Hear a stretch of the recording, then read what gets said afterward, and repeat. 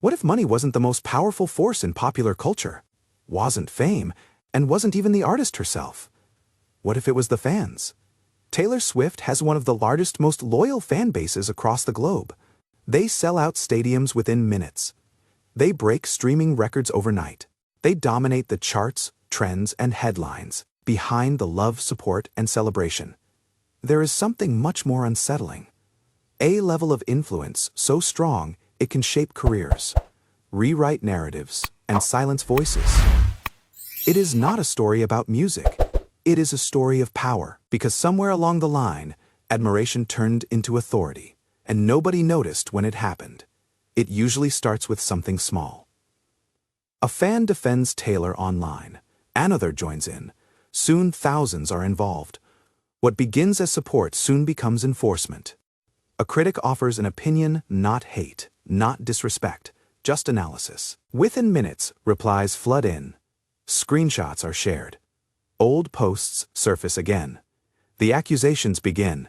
The original point disappears, replaced by outrage. What is scary isn't disagreement. It is the speed and coordination. This fanbase doesn't just react, it mobilizes. Hashtags trend. Narratives form. Targets are selected. When that momentum starts, it is almost impossible to stop. Journalists started noticing something odd.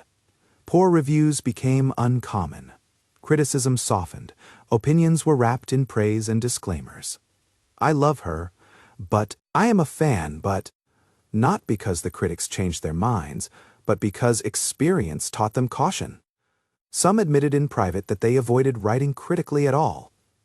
Others disabled comments. A few moved away from the subject altogether. This wasn't censorship by force. That was censorship through fear. And fear is one of the strongest tools of control. The fear-inducing power of this fanbase isn't loud aggression.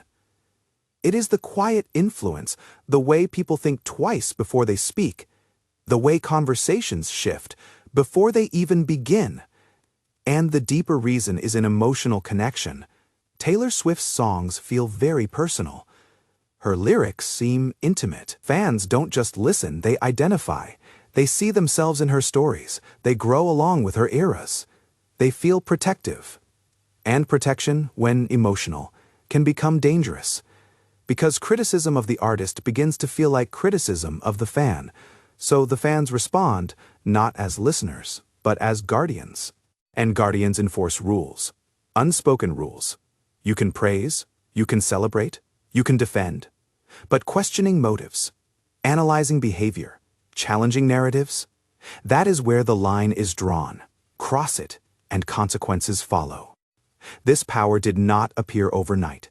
It grew with social media, with algorithms that reward outrage, with platforms that amplify conflict. Every reaction became content. Every conflict became engagement. And the fanbase learned something important. They could move the internet. Brands paid attention. Media houses adapted. Public figures adjusted. If Swifties were upset, stories changed. If they supported something, it soared. This is a rare level of influence, and history has shown that any entity given free rein will be scrutinized eventually. But what of Taylor herself? That question hangs over every discussion. Taylor commonly speaks about kindness, empathy, and growth. Her public image is very positive. Her music inspires vulnerability. Yet, when fan backlash erupts, answers are rarely direct. Some would say it is impossible to control millions of people. Others believe that the greater the power, the more leadership matters. That silence creates uncertainty. And uncertainty allows behavior to continue. The scariest part isn't that fans defend Taylor Swift. It is that they've become powerful enough to shape what is acceptable to say. When voices go quiet, when honesty evaporates, when fear replaces dialogue, that is when fandom stops being support and starts becoming authority. Yet the story doesn't end here, because power always invites resistance. Something unexpected happened as the influence of Taylor Swift's fanbase continued to grow. The power began to push back. Public figures started to speak, tentatively at first. One journalist hinted that critical coverage of Taylor felt risky. One content creator said that they avoided mentioning her name altogether. A comedian quietly removed jokes from a set after online backlash. None of them said it openly at first. But the message was clear. This fandom wasn't just passionate, it was influential enough to affect decisions. And when influence reaches that level, consequences follow.